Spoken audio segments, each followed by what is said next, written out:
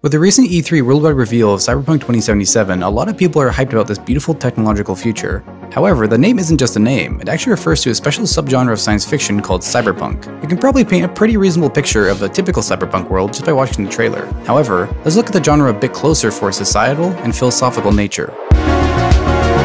Cyberpunk is a genre based in a far dystopian future where technology and science has evolved to the point that it influences basically every part of our lives.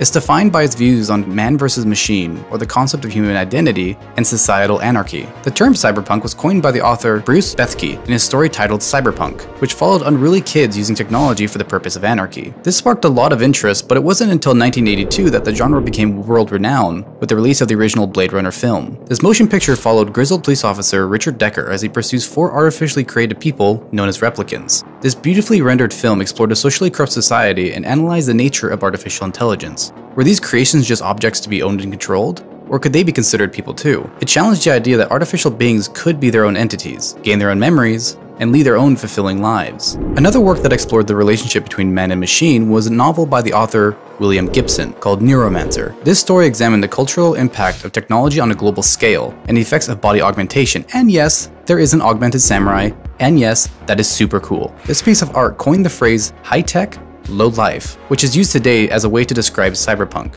One of the most monumental releases for the genre was the 1995 Japanese animation Ghost in the Shell. This is by far one of the most well-known examples of cyberpunk and deals with some extremely core topics. Ghost in the Shell follows Public Security Section 9, a task force consisting of AI, augmented and non-augmented people in the pursuits of combating corruption and terrorist threats in a world of body manipulation and physical enhancements.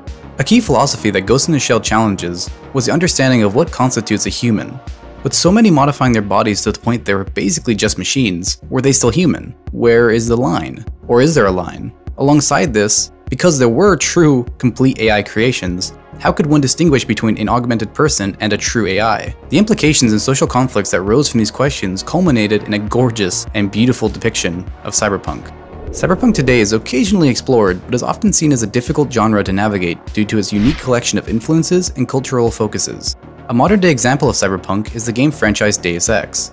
Looking at the most recent titles, Human Revolution and Mankind Divided, Deus Ex focuses heavily not just on the man versus machine concept, but also on the negative social impacts of it.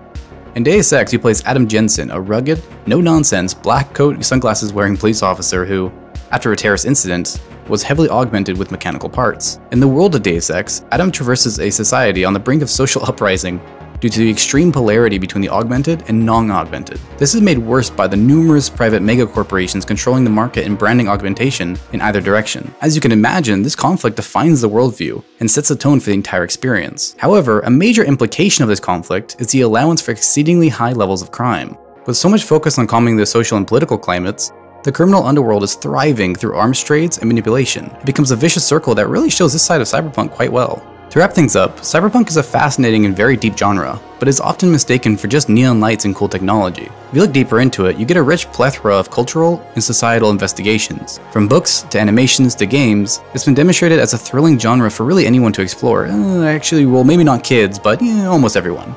If you're interested in learning more about cyberpunk and experience its deep history for yourself, I highly recommend the above works, or even surfing the web, as there are plenty of fascinating conversations that have been had around the subject.